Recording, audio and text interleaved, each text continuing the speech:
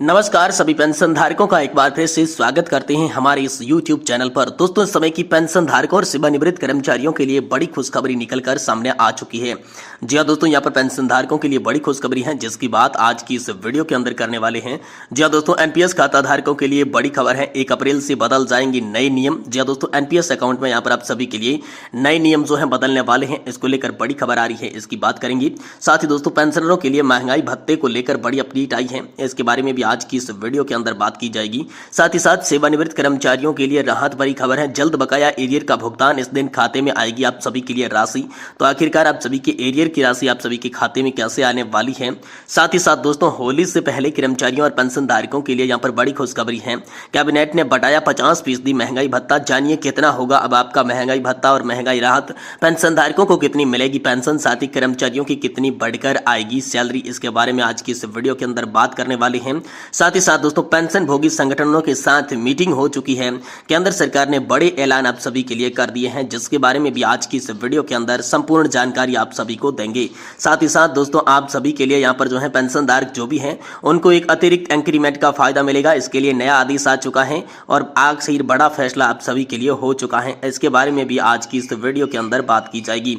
साथ ही साथ supreme court का पुरानी पेंशन योजना की बहाली को लेकर बड़ा अपडेट आया है, इसकी बात की जाएगी। और सरकारी कर्मचारियों की मांगे पूर्ण डीए की 4% की जगह दोस्तों 8% की बढ़ोतरी। यहाँ पर जो है बहुत ही बड़ी खुशखबरी होली से पहले सरकारी कर्मचारियों के महंगाई भत्ते को लेकर निकलकर सामने आ चुकी है, इसके बारे में बात करेंगे। साथ ही ईपीएस 95 पेंशन वालों के लिए बहुत ही बड़ी खुशखबरी। पेंशन पर अचानक कैबिनेट की बैठक में बड़ा फैसला लिया गया, जिसमें पेंशन का भेदभाव खत्म हो चुका है, डीए को मंजूरी मिल चुकी है और पेंशन धारकों की राहत को यहाँ पर बढ़ा दिया गया है। तो दोस्तों आखिरकार पेंशन धारकों के लिए क्या क्या बड़ी खबरें निकल कर आ रही है, इसके बारे में आज की इस वीडियो के अंदर संपूर्ण रूप से जानकारी आप सभी को देंगे। इसलिए आप सभी से निवेदन करते हैं कि दोस्तों आज की इस वीडियो को आप लास्ट तक जरूर देखें। साथ ही साथ हमारे चैनल को आप सब्सक्राइब कर दें, ताकि आने वाले समय में पेंशन से जुड़ी हर छोटी बड़ी खबरें सबसे पहले और सही सटीक तथ्यों पर आधारित आप सभी को देखने को मिल सके। तो चलिए सबसे पहले बात करते हैं।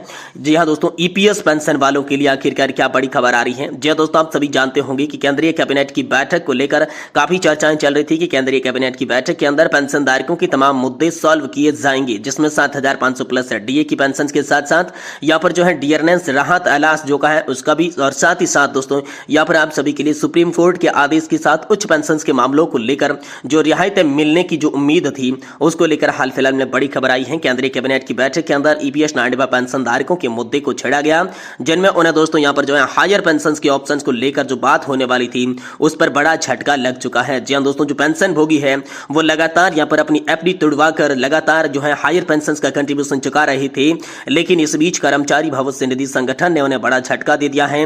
उनका जो पैसा जो जमा किया गया था, जो चेक जमा किया गया था, उसे वापस दे दिया जा चुका है। ऐसी दोस्तों यहाँ पर खबरें हाल फिलहाल में वायरल हो रही है, जिसमें पेंशन धारकों को कहना है कि उन्होंने लोन लिया है, अपनी सारी पूंजी को तोड़कर उन्होंने कंट्रीब्यूशन किया है, एफडी को तोड़कर उन्होंने कंट्रीब्यूशन किया है।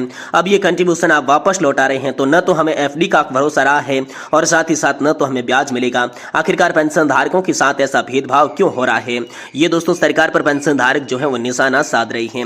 साथ ही साथ दोस्तों बात करें कि पेंशन धारकों के लिए यहाँ पर एक्स्ट्रा एक इंक्रीमेंट के बारे में बात हो चुकी है। जो पेंशन धारक है उनको अतिरिक्त इंक्रीमेंट का फायदा मिलेगा, इसके लिए बड़ा फैसला आ गया है, आदेश इसके लिए जारी हो चुके हैं।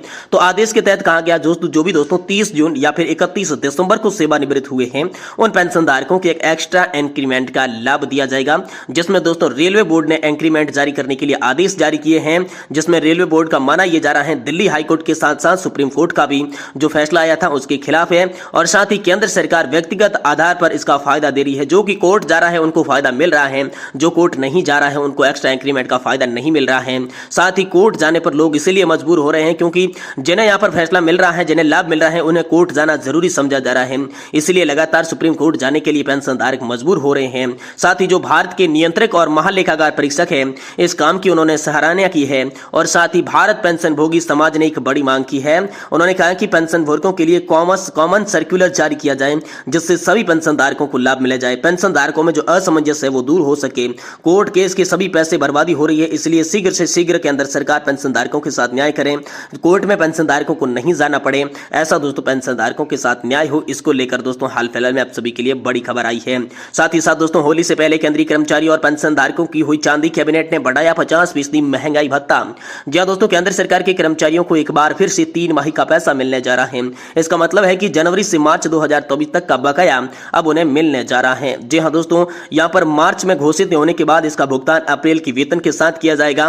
उम्मीद है कि सरकार होली से पहले महंगाई भत्ते में वृद्धि को मंजूरी दे सकती थी, ऐसे में अब मंजूरी मिल चुकी है। तो दोस्तों केंद्र सरकार के कर्मचारियों को एक बार फिर से यहां पर बड़ा खुशखबरी मिला है। उन्हें जनवरी से मार्च 2024 तक का बकाया मिल जाएगा। इसके अलावा अप्रैल की डीए में शामिल हो जाएगा। लेकिन ये राशि कितनी होगी, आइए इसके बारे में गणना को जानते हैं। देखिए, केंद्र सरकार ने कर्मचारियों के महंगाई भत्ते में 4% बढ़ोतरी की गई है। इससे मार्च में मंजूरी दी गई है, अप्रैल में इसका भुगतान किया जाएगा। हालांकि 1 जनवरी 2024 से ये प्रभावित होगा, इसलिए जनवरी से मार्च के बीच महंगाई भत्ते का भुगतान बकाया रूप में किया जाएगा। सभी केंद्रीय कर्मचारी और पेंशन भोगियों को 3 महीने का बकाया का लाभ भी दिया जाएगा और नए वेतनमान में महंगाई भत्ते की गणना पे बैंड के अनुसार की जाएगी। लेवल 1 के कर्मचारियों को 1800 रुपए मूल वेतन 18,000 रुपए है, उससे यात्रा भत्ता भी शामिल होगा। इसके बाद अंतिम निर्णय आप सभी के लिए आ जाएगा।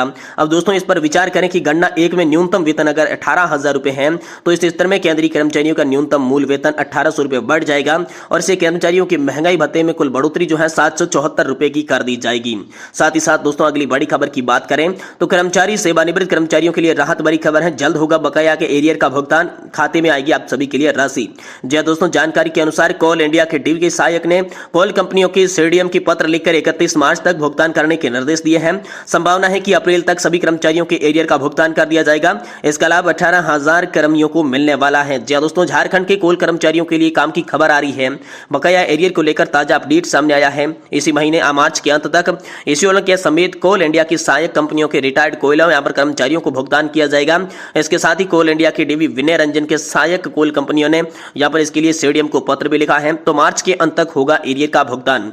जी दोस्तों, मीडिया रिपोर्ट्स के मुताबिक गैर सरकारी कर्मचारियों की वेतन में 1 जुलाई 2021 संशोधित किया गया है, लेकिन विभिन्न संभाग में सेवानिवृत्त कर्मचारियों को अब जो है एनडब्ल्यूसी के 11 के बकाया भुगतान नहीं किया गया है। ऐसे में कोल इंडिया के डीजी सहायक ने कोल कंपनियों से सीडीएम को पत्र लिखकर 31 मार्च तक भुगतान करने की दोस्तों निर्देश जारी कर दिए हैं। साथ ही दोस्तों इन कर्मचारियों को मिलेगा एरियर का पैसा। तो दोस्तों इसका लाभ किन्हें मिलेगा, इसके बारे में चलिए आपको जानकारी देते हैं। देखिए, जो जुलाई 2021 के बाद रिटायर हुए हैं सेवानिवृत्त कर्मचारियों के बकाया एरियर के भुगतान के अलावा कोल इंडिया के डीवी विभिन्न कंपनियों के द्वारा वैधानिक और सामान्य कर्मी का तबादला किया गया है, उन सभी को भुगतान जल्द से जल्द करने के निर्देश जारी कर लिए गए हैं। और साथ ही दोस्तों भुगतान में देरी क्यों हुई, इसके लिए बात करें तो गौरतलब है कि जुलाई 2021 से कोल इंडिया के नया वेतन समझौता लागू होना था, जिसमें जेबीसीआई की कमेटी ने तय समय पर गठित हो गई थी, लेकिन मिनिमम गारंटीड बेनिफिट के मुद्दे पर सहमति न बनने के कारण जुलाई 2021 से 2023 माह का एरियर की राशि का भुगतान नहीं किया गया था।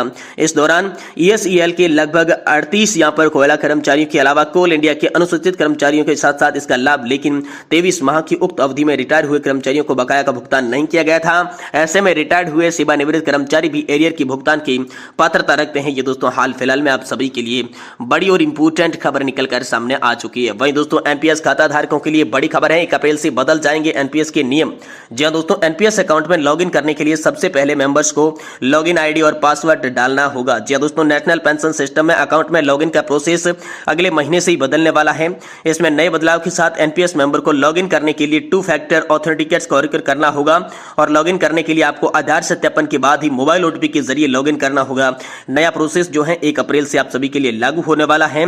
पेंशन फंड नियामक और विकास प्राधिकरण ने कुछ दिनों पहले ही लॉगिन के लिए 2 फैक्टर ऑथेंटिकेशन को अनिवार्य कर दिया है। इसका कहना है कि इससे एनपीएस मेंबर अपने अकाउंट को पहले से ज्यादा सिक्योर कर पाएंगे और एनपीएस अकाउंट को अभी भी सेंट्रल रिकॉर्डिंग ऑफिसिंग एजेंसी यानी कि सीआरए के ऑपरेट करती है। दोस्तों इसके बाद पीएफआरडीए पहले ये साफ कर चुका है कि एनपीएस मेंबर लॉगिन आईडी के आधार पर लिंक किया जा सकता है। इसके साथ ही दोस्तों आधार ऑथेंटिकेशन के बाद लिंक मोबाइल नंबर पर आप सभी को पासवर्ड डालना होगा। एक स्टेप भी कंप्लीट नहीं हुआ तो अकाउंट लॉगिन दोस्तों आप सभी के लिए नहीं होगा। अभी सिर्फ जो हाल फिलहाल में था वो दोस्तों एनपीएस मेंबर्स को अकाउंट लॉगिन सिर्फ यूजर आईडी और पासवर्ड से कर सकते थे। वे अकाउंट में लॉगिन कर किसी भी तरह का बदलाव या फिर अकाउंट से पैसे निकलवा सकते थे, लेकिन अब ऐसा नहीं होगा।